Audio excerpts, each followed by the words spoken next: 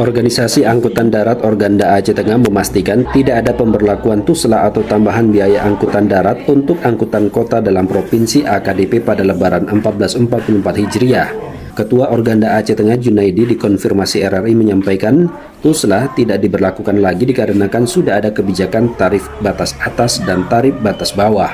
Organda Aceh katanya telah melakukan penyesuaian tarif batas atas dan batas bawah angkutan penumpang AKDP untuk kelas non-ekonomi setelah kenaikan harga bahan bakar minyak BBM pada September 2022 lalu, di mana hasil rapat pada awal September itu memberlakukan penyesuaian tarif terhitung pada tanggal 12 September 2022. Sebagai pernyataan dari kita, dari organdanya, itu bang, itu yang realnya bang. Nggak ada bang, nggak ada tuslah istilahnya itu, nggak ada bang, nggak ada kenaikan.